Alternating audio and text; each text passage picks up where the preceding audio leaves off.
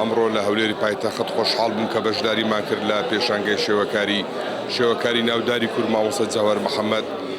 ڕاستیدا ئەو پێشانگای مامۆستا جەوهەر ئیشی لەسەر سروش کردووە، ئەوەندەی کە من تێبینیم کرد وەکو کەسێک کە ینی سیرکرد سیرم کرد کە مامۆستا زۆر گرنگی بە سروشتی کوردستان دەدا.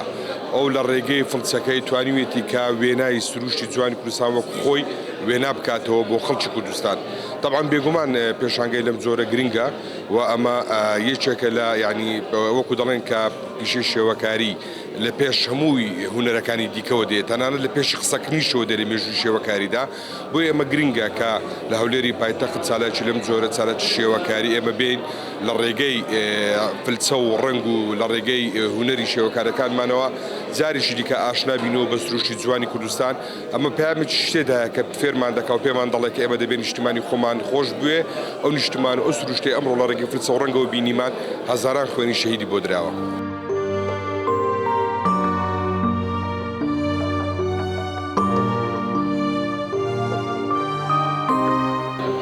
کردنەوەی هەر پێشانگایەک وانەیەکە و لەو پێشانگایەندا ئێمە هەر جارە و بە جۆرێک سروش دەبینین، هەر جارێ و بە جۆرێک وەتەن دەبینین. لە ناو نیشتیماندا کۆمەڵێک شت هەیە. یەکێک لەو هونەرمەندانەی کە من ساڵانێکی دوور و درێژ دەدەیناسم و لە سەردەمانێک دەستی پێکرد کە دەتوانم بڵێم وەکو نیمچە قوتابخانەیەشی لێهات. ئەویش مامۆستا جەوهەر محەممەدە. مامۆستا جەوهەر محەممەد هەم مامۆستا پەروەردەکار و هەمیش لە ناو سروشدا خۆی دەبینێتەوە. ئەم ستایلە و هەڵبژاردننی ئەم ستایلە لە ناو نیشتیماندا خۆی لە خۆیدا دەریایەکە بۆ ئەوەی ئێمە هەم لە ڕوئیای خۆمان لە بینینی خۆمان لە مەنزۆری خۆمان تەماشای تەبیعەت و سروشت بە شێوەیەکی جوان بکەین و بە شێوازێکی سروش بپارێزین هەر کەسە لە شوێنی خۆی. من بە ئاوازێک، تۆ بە کامێراکەی خۆت، ئەو بە چەپکە گوڵێک و کاکە جەوهەریش بە تابلۆکانی. بۆیە من دەستخۆشی لێ دەکەم و هیوادارم نەک تەنها ئەو پێشانگایە لە ناو هەولێر بەڵکو لە شارەکانی تر و لە ناوچەکانی تری کوردستانیش بگە ینی گەڕانی پێ بکرێ و بۆ ئەوەی وەچەکانی ئێمە نەوەکانی ئێمە سوود لە بەخشش و ئەزمموی ئەو هونەرمەندانەوە بگرن کە ساڵانێک دوورژە خزمەتیان کرد.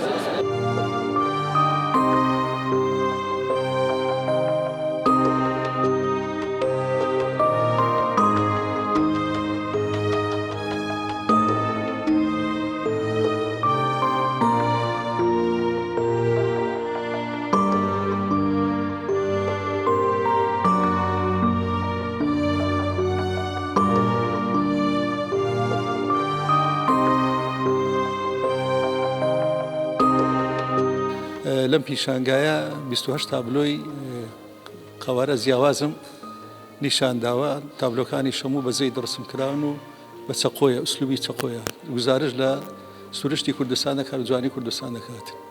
ئێستا من تەخەسوسم لە طبیعەت وەرگرتێ. لەم زۆر ئاسانە، زۆر شتێکی زۆر طبیعیە. دروستکردی تابلۆکانیش لای من وەختێکی ئەوەندە زۆری ناخایەنیتن. سەریع ئەم لە ئیشکردن، ئوسلوبی ئیشکردیشم ستایلی خاص بە خۆمەوە بەس خۆش ڕسم دەکەم. ماعەدە ئەو پیشانگانێک کە بە هاوبەشی بە دوو قۆلی بە سێ قۆلی لەگە برادران لەگەڵ هونەرمەندان کردوتەوە. بەس ئەویان پانزەمین پیشانگای تایبەت بخۆم.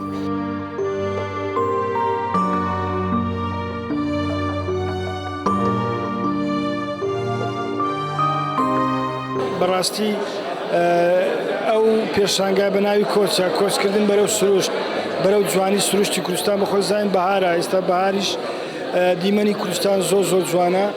مامۆستا جەوهەر توانیتی بە دەست و پەنجەکانی بە ڕنگ و بە فلچەکانی بتوانێت جوانی سروشتی کوردستان بخاتە سەر تابلۆکانی.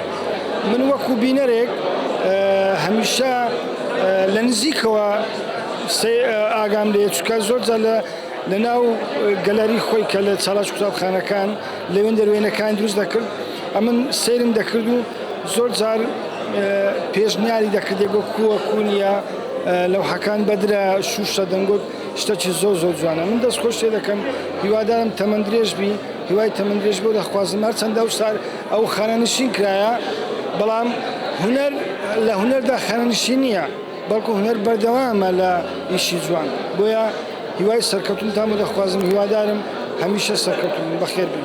بەڵێ بەخێر بێن زۆر سوپاس مامۆستا جەوهەر یا ئامۆزامان بەڕاستی هونەرمەندێکی شێوەکاری بەناوبانجی هەولێرە زۆر لە مێژە منداڵیەوە خەریکی ئەو کارەیەوە ئەوەی کە سیمای زیاکەرەوە لە کارەکانی وی هەبی ئەوەیە کە ستایل و شێوەیەش تایبەت بەخۆی هەیە زیاتر وێنەی سروش دەکا و ئەو جۆرە پێشنگایانە بۆ شاری هەولێر زۆر زەروریە بە تایبەتی کە ڕەسەنایەتی تێدایە سروشتی کوردستانی تێدایە زۆر گرنگە کە کەسێک لە هەولێرەوە بتوانێت شتیوا بکە و لەلایەنی پەروەردەییشەوە گرنگە بۆ قوتابیان و بۆ مامۆستایان کە پێشانگای شێوەکاری خۆماڵی سروشتی لەو شێوەیە هەبێت.